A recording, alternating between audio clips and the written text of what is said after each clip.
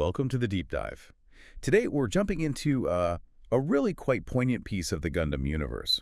We're focusing on a collectible, the GGG Christina Mackenzie figure. Ah, yes, a fantastic piece. And it's special because it marks the 35th anniversary of Mobile Suit Gundam 00080 War in the Pocket.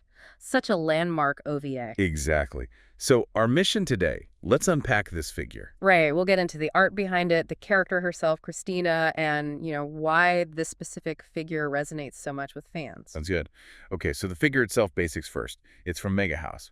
Part of their GGG line, Gundam Girls Generation. Right, and its 18 scale stands about 17 centimeters, which is roughly 6.7 inches tall. Decent size for display. Yeah, and price-wise, it's listed at 23,100 yen. Taxes included. Okay. For the release, the general retail was March 2025. And there was that premium Bandai lottery release too, right? That's right. That followed in July 2025. Now, the really cool part, I think, is the artistic connection. You mean with Mikimoto? Exactly. Haruhiko Mikimoto. The figure is based directly on one of his illustrations from the art book, Into the Sky. And, crucially, it was made under his direct supervision. Wow. Okay, so he was actually involved in translating it to 3D. Yeah, which is why it captures his style so faithfully. You don't always get that level of artist involvement. That definitely explains the quality. Collectors really value that authenticity. Absolutely. And the team, Inui on sculpting and Ikoshi on the coloring, they did a phenomenal job. They managed to recreate not just the look, but the atmosphere of that original illustration. Can you elaborate on that? The atmosphere? Well, look at the pose. Chris is leaning forward, resting on her knees. It evokes the sense of, exhaustion, but also resilience. Like she's just finished some really intense training in the Alex. It tells a story, it's not just standing there. It really does. And speaking of story, let's talk about Chris herself, Christina Mackenzie. For anyone who might not be as familiar with 0080, who is she in the context of the series? Right. So Chris is an Earth Federation Forces pilot.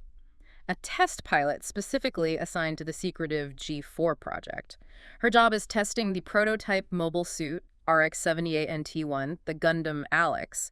It was designed for new types, though she isn't one. And she has this fascinating duality, doesn't she? Oh, absolutely. That's central to her character and the show's themes. In her civilian life, back in the Side 6 colony, she's just Chris. She's this kind, almost sisterly neighbor to the main character, young Al Izaruha. Warm, friendly, completely normal. But then put her in uniform, and she's a professional soldier, very dedicated, understands the gravity of her role. And that contrast makes the core tragedy of 000 even more powerful. You're talking about Bernie. Yeah, Bernard Wiseman.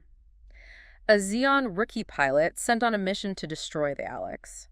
He and Chris develop this mutual affection, a connection, but they have absolutely no idea they're on opposite sides of the conflict. And that they're destined to fight each other. It's heartbreaking. It really is. It's one of the most iconic and devastating moments in all of Gundam.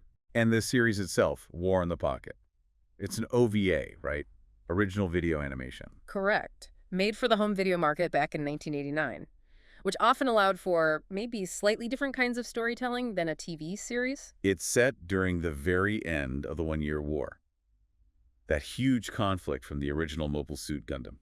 But the perspective is key here. It's told through the eyes of Al, that 11-year-old boy. Which gives it such a unique, ground-level view of the war. Exactly. And 0080 is just fundamental Gundam, I think. It really drills down into the futility of war, the loss of innocence. It avoids easy answers, shows the enemies as human beings.